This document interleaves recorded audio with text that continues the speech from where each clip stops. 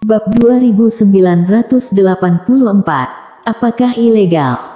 Berbicara tentang ini, Mileye tiba-tiba berhenti. Berpura-pura.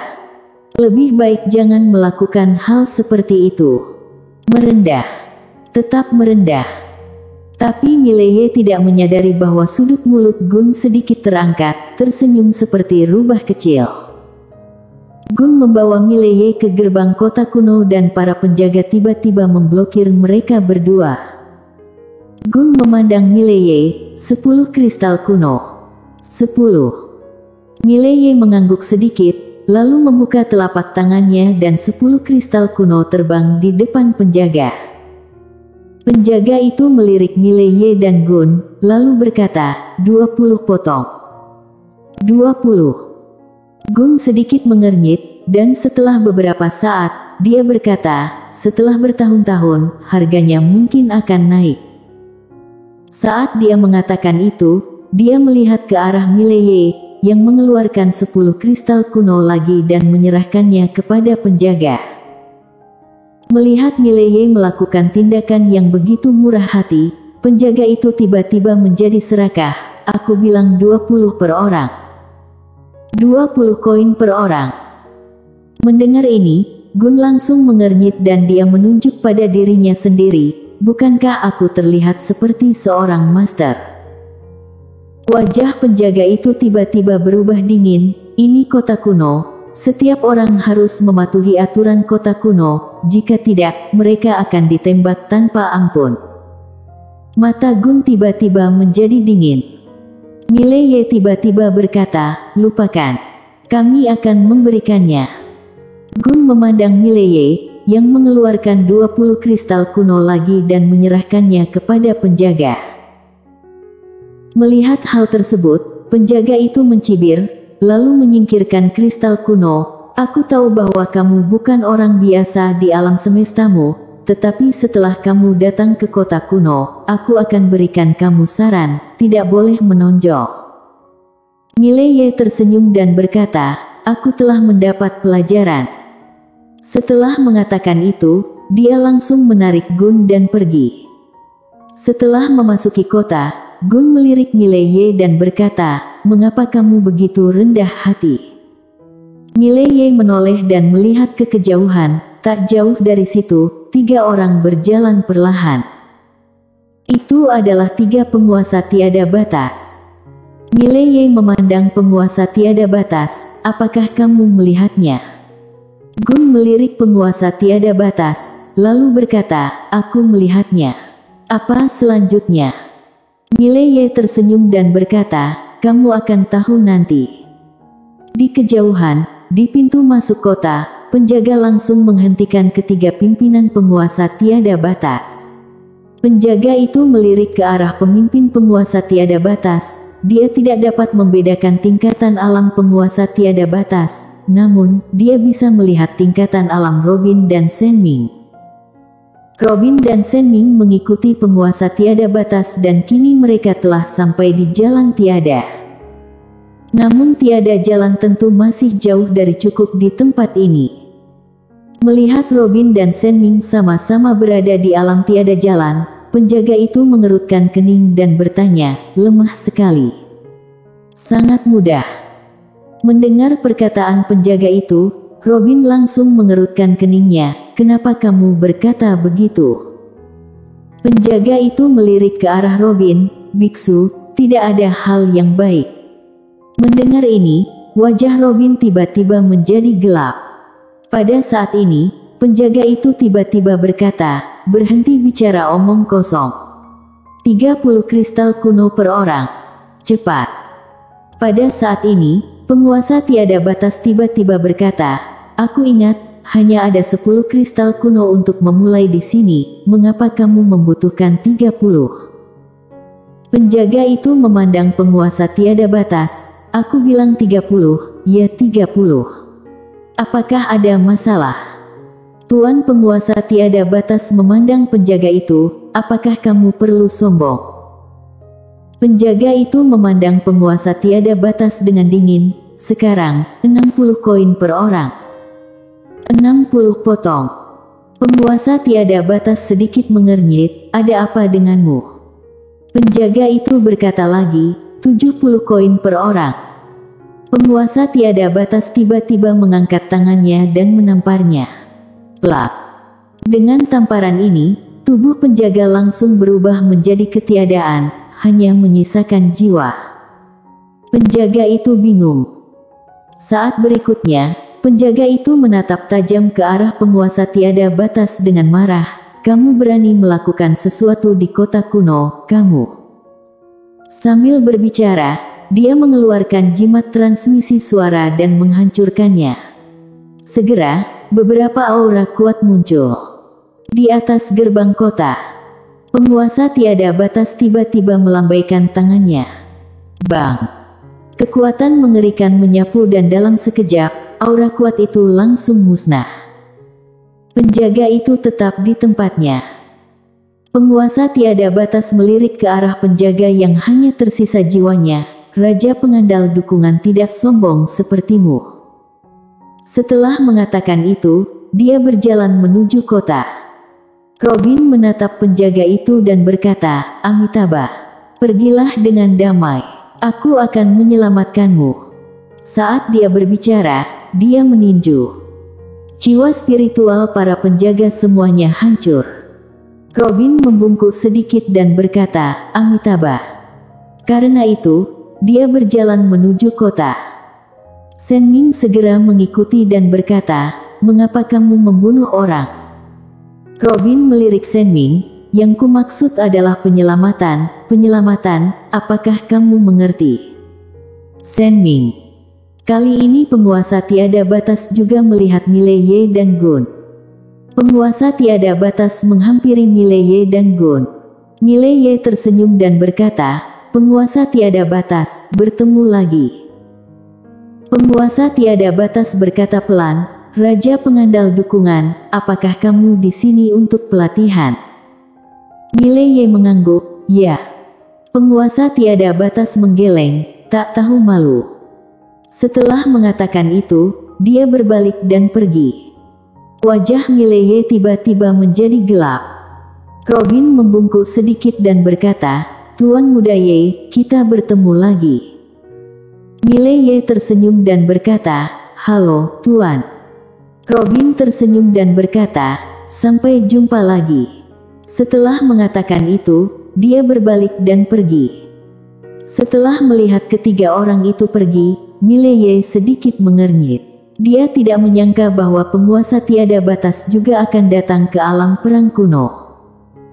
Orang ini benar-benar seperti gangster, main-main setiap hari. Gun melirik penguasa tiada batas di kejauhan, lalu tersenyum dan berkata, ayo pergi. Mileye mengangguk. Keduanya pergi. Pada saat ini, seorang wanita tiba-tiba muncul di tempat kejadian. Orang yang datang tidak lain adalah dunia hukum Dewa Hukum. Dewa Hukum menatap dingin ke arah Mileye di kejauhan. Pada saat itu, seorang pria paruh baya muncul di sebelah Dewa Hukum. Pria paruh baya itu melirik ke arah Mileye di kejauhan. Mileye dan Gun tersenyum dan berkata, Tuan Dewa, apakah ini Raja pengandal dukungan Mileye? Dewa Hukum mengangguk. Pria paruh baya melihat ke kejauhan, pria ini sangat lemah, tetapi wanita di sebelahnya sangat kuat. Aku tidak bisa melihat kedalamannya. Dewa Hukum berkata pelan, dia adalah Gun, orang terkuat pertama di zaman kuno. Gun. Mendengar ini, mata pria paruh baya itu tiba-tiba menyusut dan dia berkata dengan kaget, itu dia. Apakah dia dibunuh dan dikurung? Kenapa dia bisa keluar? Dewa Hukum berkata dengan tenang, ini tidak penting. Yang penting adalah Raja pengandal dukungan Mileye sekarang dilindungi olehnya. Pria paruh baya itu berkata dengan suara yang dalam, dengan orang ini yang melindunginya, kita mungkin tidak bisa membunuhnya. Dewa Hukum memandang pria paruh baya itu, ketika Raja pengandal dukungan datang ke sini, dia pasti akan bersaing di peringkat dan ketika dia memasuki arena, harus memiliki pertarungan yang adil. Pada saat itu, Gun ini tidak akan pernah ikut campur. Jika dia ikut campur, dia akan menghancurkan hati Raja Pengandal Dukungan, jadi itulah kesempatan kita. Pria paruh baya itu masih sedikit ragu. Dewa Hukum sedikit menyipitkan matanya. Apa, kamu tidak berani lagi? Pria paruh baya itu berkata dengan suara yang dalam, Gun ada di sini. Masalah ini terlalu besar bagiku untuk mengambil keputusan. Aku harus kembali dan meminta instruksi dari Ketua Meta. Dewa Hukum berkata pelan, kalau begitu silakan. Ingatlah untuk memberitahunya bahwa dia berhutang budi padaku dan sekarang saatnya membalasnya. Hutang budi. Pria paruh baya itu melirik ke arah Dewa Hukum, lalu berbalik dan pergi. Di tempat itu juga, Dewa Hukum perlahan menutup matanya. Guru, orang ini adalah orang yang pernah kamu tinggalkan. Mengapa kamu tidak memotongnya saja? Apakah kamu menunggu kami melakukannya? Pemilik pena kebenaran agung. Gun membawa Mileye ke pusat kota. Di tengah kota, ada panggung kompetisi besar.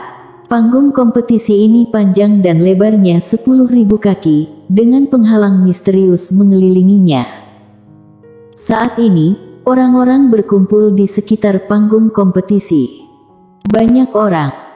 Dan di pinggir panggung perlombaan terdapat prasasti batu yang tingginya 100 kaki. Gun menunjuk ke prasasti batu, lalu berkata, ini daftar pertempuran kuno. Totalnya ada 100 orang dan yang bisa masuk daftar ini semuanya super jenius. Mileye memandang Gun, apakah ada imbalan untuk mendapatkan tempat pertama? Gun tersenyum dan berkata, ketenaran. Mileye sedikit mengernyit, hanya ketenaran. Gun berkata, apakah Anda ingin lebih banyak super jenius bergabung di akademimu? Mileye mengangguk, tentu saja. Gun memandang Mileye dan tersenyum, jika kamu mendapat tempat pertama, bukan hanya kamu, tetapi juga akademimu akan tersebar ke seluruh alam semesta dalam sekejap. Saat itu, banyak orang akan pergi ke akademimu. Selain itu, kamu mungkin juga direkrut oleh kekuatan misterius. Mileye sedikit penasaran, kekuatan misterius. Gun tersenyum dan berkata, Sekte Taoisme. Sekte Taoisme. Mileye berkata dengan suara yang dalam, kekuatan besar kebenaran agung. Gun mengangguk, Sekte Taoisme saat ini adalah kekuatan terkuat di alam semesta 4 dimensi ini. Dewa Hukum yang kamu lihat sebelumnya bukanlah apa-apa. Dewa baik dan jahat serta Dewa Tao adalah penguasa sejati alam asli. Dan Sekte Taoisme ini akan memilih super jenius dari daftar kuno ini. Setelah kamu bergabung dengan Sekte Taoisme, maka benar seperti dipromosikan. Mileye memandang Gun, apakah kamu ingin bergabung dengan Sekte Taoisme? Gun terdiam. Mileye tersenyum dan berkata, saat itu kamu juga menolak. Benar. Gun mengangguk. Mileye melihat ke panggung kompetisi dan berkata dengan lembut, apakah kamu pernah meninggalkan alam semesta 4 dimensi? Gun menggelengkan kepalanya, tidak.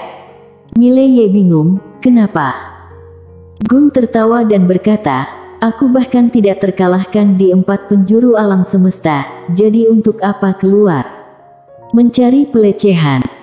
Mileye menggelengkan kepalanya dan tersenyum. Gun tiba-tiba berkata, ada cara kultivasi kuno. Mau mencobanya? Mileye memandang Gun, latihan seperti apa? Gun tersenyum dan berkata, kultivasi telanjang. Mileye tercengang, kultivator telanjang. Gun mengangguk, kultivasi telanjang adalah metode kultivasi murni. Apa yang murni? Artinya tidak menggunakan benda luar apapun, termasuk kekuatan garis darah dan senjata dewa. Mileye berkata dengan suara yang dalam, maksudmu, suruh aku memberikan semua kekuatan eksternal. Gun mengangguk sedikit, kekuatan garis darahmu, pedangmu dan kekuatan dewa kuno, ketiganya adalah kekuatan eksternal. Mileye berkata dengan suara yang dalam, kekuatan garis darah juga termasuk. Gun tersenyum dan berkata, itu tidak masuk hitungan, tapi aku sarankan kamu tidak menggunakannya. Karena kekuatan tempur yang diberikannya terlalu banyak, termasuk jiwa pedang kamu saat ini, bonusnya jiwa pedangmu dan kekuatan garis darahmu terlalu sesat. Mileye terdiam. Gun tersenyum dan berkata, kamu bisa mencoba menjadi seorang kultivator pedang murni. Ini saran pribadiku, karena sekarang kamu tidak seperti seorang kultivator pedang, tapi seperti seorang kultivator lain-lain. Kamu bisa melakukan sedikit dari segalanya, tetapi kamu tidak terlalu mahir dan belum mencapai batas. Jika bertemu orang biasa, kamu pasti tidak akan terkalahkan. Tetapi jika kamu bertemu dengan master yang benar-benar kuat, aku akan mengatakannya berada di level yang sama. Peluangmu untuk menang tidak bagus. Setelah mengatakan itu, dia berhenti sejenak dan kemudian berkata, ada satu hal lagi, kataku. Kamu mungkin tidak terlalu suka mendengarnya. Dalam perjalanannya, kamu terlalu banyak berbuat curang dan terlalu mudah berkultivasi, sehingga mengurangi sedimentasimu. Kamu kurang ketenangan dan landasan. Dan dengan segala hormat, menurutku kamu seperti orang brengsek, tidak terlalu kuat, tapi mencolok. Mileye memandang Gun, saat kamu berada di alam Taoisme, bisakah kamu bertarung melalui alam baik buruk? Gun mengangguk, ya. Ekspresi Mileye membeku. Gun melanjutkan, aku tidak hanya mengalahkan alam baik buruk, aku juga melampaui tingkat ketiga alam perintah ketertiban. Setelah Mileye terdiam beberapa saat, dia berkata, aku mengerti. Setelah mengatakan itu, dia berbalik dan berjalan menuju panggung kompetisi di kejauhan. Pada saat ini, sebuah suara tiba-tiba terdengar di benak Gun. Gun, aku ingat ketika kamu berada di alam Taoisme, kamu tidak dapat melampaui alam perintah ketertiban tingkat ketiga, kan? Dewa kuno tampak tenang, apakah bertingkah keren itu ilegal? Suara itu sunyi. Bersambung.